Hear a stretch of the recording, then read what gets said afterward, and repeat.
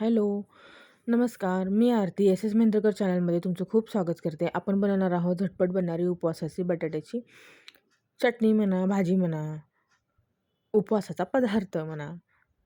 खूप छान लागते आणि खूप कमी साहित्यामध्ये पटकन होणार आहे. बटाटे एकदा उकडवून घेतले की 2च मिनिटात तयार होणारा हा पदार्थ आहे. यासाठी आपण कढई तापत ठेवली, 1 चमचाभर तेल घातलं. तेल जास्त घालायचं नाही, ऑइली उपवासाला खाऊ वाटत नाही. त्याच्यामुळे ह्या 4-5 हिरव्या मिरच्या, शेंगदाणे आणि जिरे मी एकदाच फोडणीत टाकलेत, कारण शेंगदाणे छान तेलात तळले जातात, कुरकुरीत होतात आणि जिरे पण मग तडतडतात लवकर आणि मिरच्यासुद्धा छान फ्राय होऊन निघतात. त्याच्यामुळे आणि मिरची वाटूनही घालू शकतो आपण. पण जास्त तिखट ज्यांना नको असेल, ज्यांना काढून टाकता येतील मिरच्या, अशा प्रमाणात मी मिरच्या अशा लांब-लांब, मोठ्या-मोठ्याच घेतल्या. 2-2 तुकडे करून घेतल्यात आणि छान तेलावर अशा शेंगदाण्यांचा कलर बदलेपर्यंत आपण परतून घेणार आहे. थोडा-थोडा मिरचीचा कलर चेंज व्हायला लागलाय आणि शेंगदाण्यांचा सुद्धा छान परतून घेतलं ना, की शेंगदाणे कसे कुरकुरीत होतात आणि मिरचीचा पण ओलसरपणा असा जो मिरचीचा हिरवा वास येतो ना कच्चा-कच्चा, तो सुद्धा जातो.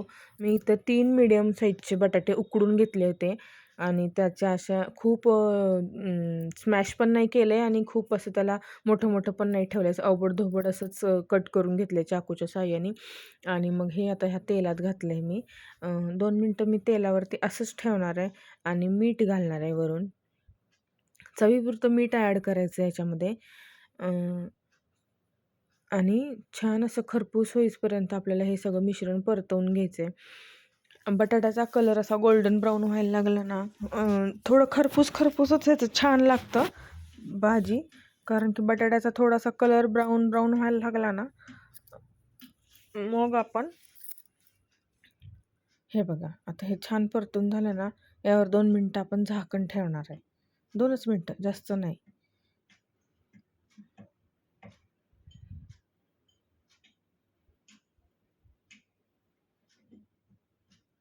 हे बघा, लगेच झाकण काढलं की हे बघा, हे खालच्या साईडचं सगळं सुटायला लागतं, असं चिटकून बसत नाही बटाटा खाली आणि मग हे निघालं की समजायचं आपली भाजी आता रेडी आहे. याच्यामध्ये थोडंसं आपण ओबडधोबड वाटलेलं शेंगदाण्याचं कूट घालणार आहे.